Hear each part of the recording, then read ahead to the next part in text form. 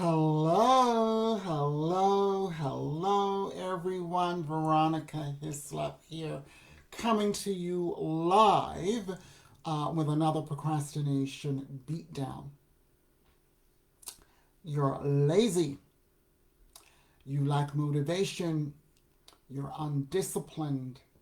Those are all the terms we use when we talk about procrastination. But is there something more going on in the background? Stick with me as we talk about the scientific dance behind procrastination.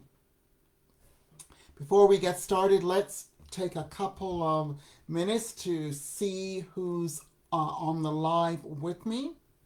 If you are on the live, hashtag live, and do let me know where you are from. I would really appreciate that. And if you have any questions that you want answered, be sure you put them below. Let's just see who's on the live. Make sure you leave some comments for me so that I know that you are here. And if you are catching the replay, hashtag replay, and again, let me know where you are coming from, where you are located, because it's good to know, who you're talking to and where people are from.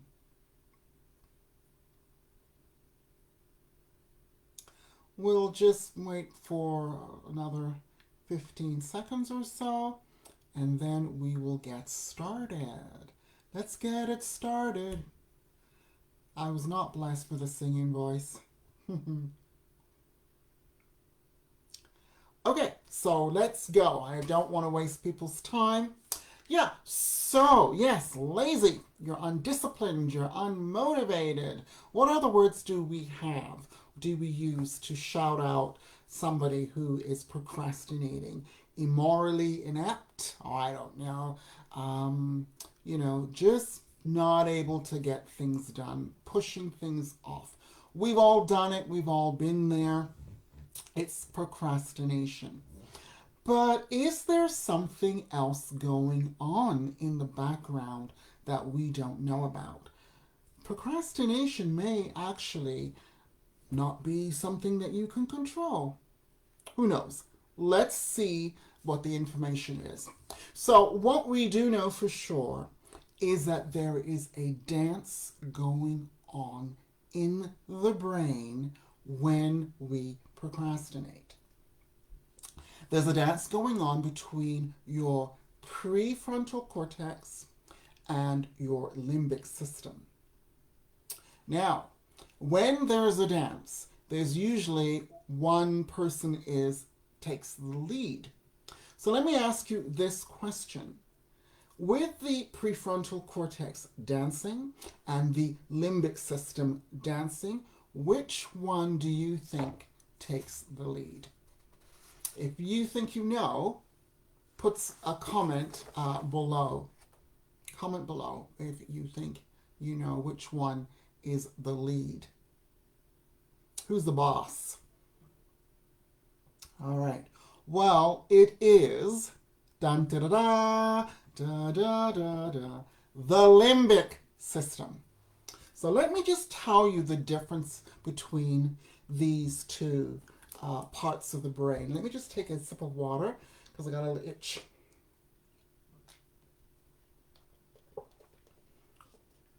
Well, the limbic system, somewhere back here, is one of the oldest parts of our brain. It's, I'm not going to get this right, it's the you try saying this a couple of times. Paleomammalian, there you go, the paleomammalian brain, prehistoric brain, caveman brain, or otherwise known as our lizard brain. It was the part of the brain that we most operated from during caveman times. And it's where the flight and fight kind of concept is kind of located in that part of the brain. It's the part of the brain that wants to keep us safe. and secure. It's usually on automatic. It's an automatic response.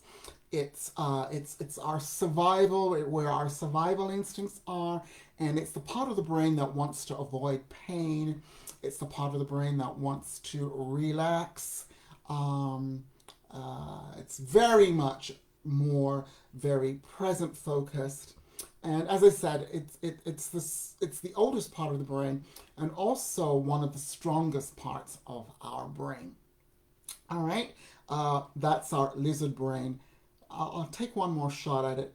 Paleo-mammalian part of the brain. There, not bad. Okay, so what about the other part of the brain is the prefrontal cortex, somewhere up here. And it's a weaker part of our brain. It's a newer part of our brain. It is the more advanced part of our brain. And it's where we reason. It's where all the important decisions are made. It regulates self-control. It's planning behavior. It's very much future focused. And it expresses our personality. It's the part of the brain that differentiates us from the other mammals. And I'm not sure exactly whether differentiating us from the other mammals means that our prefrontal cortex is bigger, larger, more powerful, or whether, so does that mean that other mammals, they don't have a prefrontal cortex? Or does it just mean that their prefrontal cortex is undeveloped? I don't know the answer to that. If you do, drop a comment below and share your wisdom and your knowledge with us. But what I can tell you is it's the prefrontal cortex differentiates us from all of the other animals, that part of the brain. And so these two parts of the brain are dancing, cha-cha-cha, dancing when you are procrastinating. And, you know, the part that wins 90% of the time, or perhaps even 95% of the time, is the limbic system. Okay, so we know that that's what's going on in the brain. There's a dance happening in the brain when you procrastinate. But there's also something else going on. Okay, let me tell you what that is. So when we procrastinate, we don't necessarily feel good about ourselves. We might feel embarrassed. We might feel ashamed. There's all that self-doubt going on, lack of confidence. There's a whole lot of negative emotions going on when we procrastinate. Those emotions tap into our ego and affect how we see and how we experience ourselves. So those emotions are going to impact on your confidence, your self-esteem, your self-value, and your self-worth. So once you start getting the ego involved in things, then we starts to connect to things like anxiety, depression. Once all of those things get involved, then we have something else going on in the brain, and that is the S word. Who knows what that is? Comment below. No, it's not sex. Get your minds out of the gutter. It is stress. So once those emotions get going, I'm not going to be able to say this, the amygdala, there you go, kicks in. And when the amygdala begins to kick in, and I'm not sure how close the amygdala is to the prefrontal cortex and the limbic system. It's somewhere in the middle there. It's connected to both of them. But when the amygdala kicks in, you've got all of those juicy hormones, stress hormones, rolling around in there. You've got your cortisol. Here's another big word, your norepinephrine. I think that's how you pronounce it. Norepinephrine. Don't ask me to say it again. So you've got that hormone, and you've got your adrenaline running around in this. So you've got all of the nice, juicy stress hormones floating around in there, okay, creating havoc, okay? So there's a whole lot going on when we make a decision to procrastinate around something. So it's not just about behavior. There is something physiological going on in the brain when we keep pushing things off. Yeah. So what does that mean? So how do we turn things around? How do we leverage up the prefrontal cortex? How do we, let's see, beef it up, make it have a little bit, give it a little bit of power when it's dancing cha-cha-cha with our limbic system back here. So I'm going to share 3 ways. I'm going to take a sip of water first.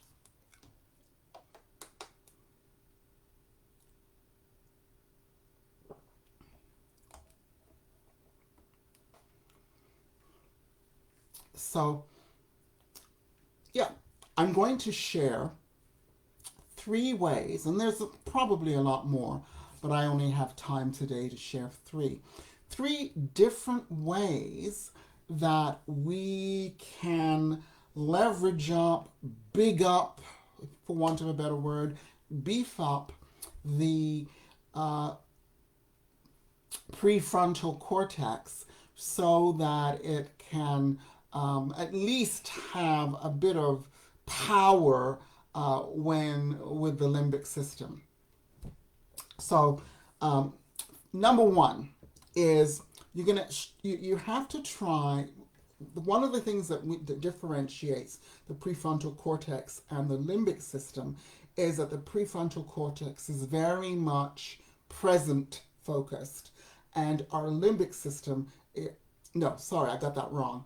The prefrontal cortex is future focused, and our limbic system is more present focused.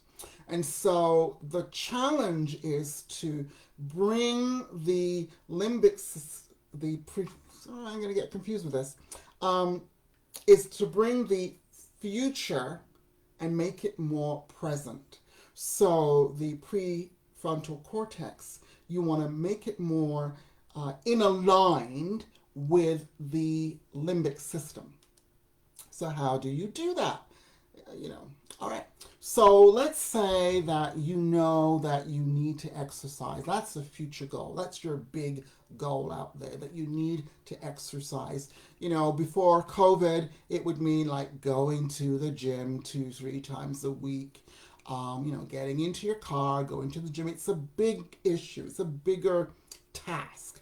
So what you want to do is you want to make that task bring that task closer to you, and make it more accessible to you, and make it more in alignment with where you are in the present.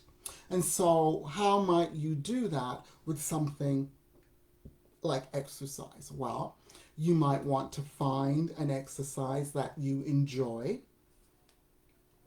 You might want to make it more fun, make it more accessible, something that you can do in the here and now, in the present, and something that doesn't take a lot of work and a lot of time and a lot of energy. So you might find that instead of going to the gym, you end up walking for, whatever, hour, 20 minutes, whatever you want to do. And then you might make that walk a little bit more fun by bringing in your headphones, listening to good music, or listening to a podcast. So what you're doing is you're aligning your big goal, your future goal, and you're aligning it with something more present, something that's easy to do, not no fuss, not difficult, not hard, something that you are most likely to do. So that is trick number one. Trick number two is to chunk down your project. So how might you do that? Well, let's say that you're responsible for making 500 sales calls a month. Well, when you look at it like that, 500 sales calls a month, that's pretty overwhelming. Not only are you making 500 sales calls, but you're dealing with all of the rejection that comes with that. So again, you might want to chunk that down to something smaller. And so you might want to say, and I'm just using a number. I mean, I don't know how many sales calls you would have to do a day to reach your 500 target. But you might want to make a list and say, well, I'm going to do 8 sales calls a day, 4 in the morning, 4 in the afternoon. And so you chunk it down to sizable, manageable chunks. So that makes it easier. And then, you've got your list of 8 calls. And as soon as you've done your 8 calls, you tick them off. And you can see, oh, I did my 8 calls today. And that actually motivates you as opposed to thinking of the 500 calls, sales calls that you have to make. That might depress you. So that's tip number 2. Tip number 3 is, I like this one, I use this one a lot, is poke a hole, the poke a hole method. You do something, you've got this big thing that you need to do, and you're overwhelmed by it, but hey, you only have to do it for 5 minutes. 5 minutes. So you might have a large basket of clothes that need to be folded, and you're overwhelmed by it. But you only have to do it if you tell yourself you only have to do it for 5 minutes, you may then just dump out the basket, and then you find yourself just sorting out the clothes in different piles. That's your 5 minutes. And then you see, well, oh, wait a minute, that's done. Maybe if I start folding one of these piles. So the whole idea is the 5 minutes gets you started and gets a bit of momentum going. And I use this one all the time. I used it yesterday. I have a rule of going for a walk every single day. But yesterday was difficult because it was wet and rainy where I lived. And I don't necessarily like walking in rain and when it's wet. But I said, okay, 5 minutes would mean I would walk around the block. And so that's all I had to do. I got myself walking around the block for 5 minutes. I did the 5-minute walk, came back to my house, and I thought, well, I could do another 5 minutes. And so I ended up going around twice. So again, it's just getting started. So the 3 tips are bringing your present, you're making your future goal, making it more present. That's tip number 1. Tip number 2 is chunking down a large task and chunking it down and making it smaller. And tip number 3 is poking a hole, which means just doing something for 5 minutes. And these are all ways that make your prefrontal cortex a little bit more stronger, more productive, and in that cha-cha-cha dance with the limbic system, gives it a little bit more power.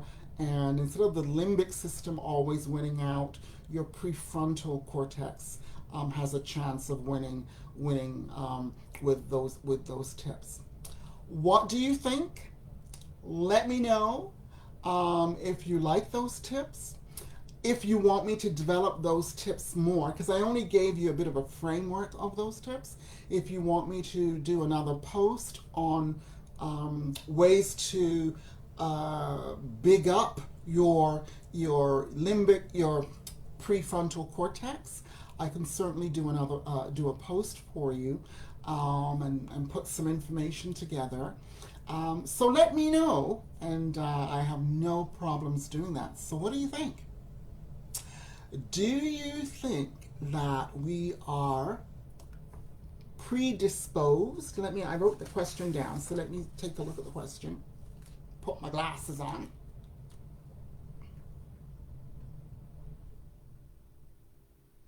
Yeah. Do you think there's merit in talking about the science of procrastination? Or do you think it's just an excuse that we can use to not get things done? So that's question number one.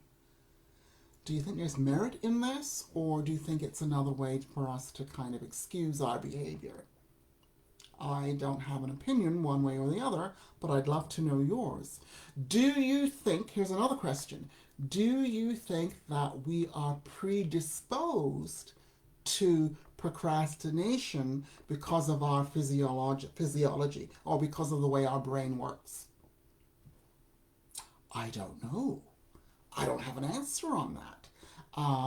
But, I'd love to hear what you have to say about that. So, yeah, I'd really be interested in your thoughts and in your opinions on that one. Coming up to 122, so I'm going to check out. Yeah, love to hear from you. Love to know if you have any questions about what I talked about today. And if you want me to do more on this topic, let me know. Otherwise, peace out. I'm Veronica Hislop of Empowered Solutions, Women's Transformation Strategist, Ninja Stress Busting Warrior, coming to you today with another procrastination beatdown. I think this one was a gem.